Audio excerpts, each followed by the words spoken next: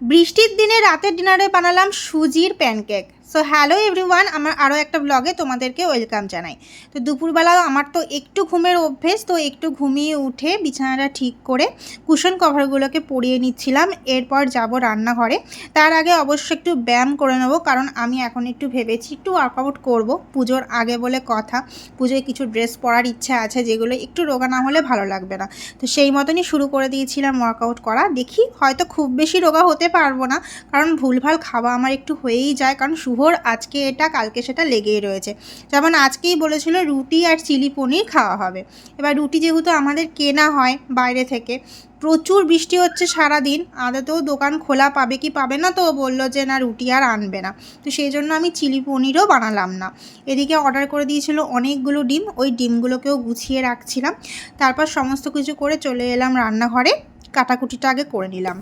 বৃষ্টির জন্য রুটি চিলি পনির খাওয়া তো বাদ হয়ে গেল। এবার আমার চিন্তা হলো যে রাতে কি করি, কিছু তো একটা করতেই হবে রাতের খাবার। তো তারপরে মাথায় হঠাৎ এলো যে সুজির প্যানকেক বানাই, তো খুব ইজি হয়েও যাবে আর পেটটাও বেশ ভরে যাবে।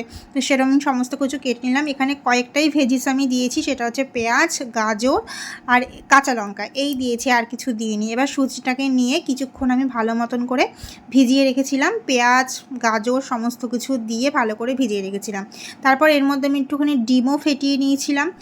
আমি একটু ঝালটা বেশি পরিমাণেই দেবো, কারণ আমরা একটু ঝাল ঝাল খেতে পছন্দ করি। কাঁচা লঙ্কা তো দিয়েছি, তার সঙ্গে একটু চিলি ফ্লেক্সও কিন্তু আমি অ্যাড করে দিয়েছি। তোমরা চাইলে শুধু কাঁচা লঙ্কাই দিতে পারো, কাঁচা লঙ্কাটাও কিন্তু আমি অনেকটাই দেবো। অনেকেই ঝাল খেতে পারে না, কিন্তু আমাদের বাড়িতে সমস্ত রান্না খুব ঝাল না হলে হয় না। আর এটাতে জানো তো খুব একটা বেশি তেল লাগে না, জাস্ট একটু অয়েল ব্রাশ করে নিয়ে গোল গোল করে সুন্দর করে ভেজে নেব। একটু এদিক ওদিক শেপ হতে পারে, কিন্তু ঠিক আছে, আমার খুব একটা এদিক ওদিক শেপ হয়নি, মোটামুটি গোলই করেছি।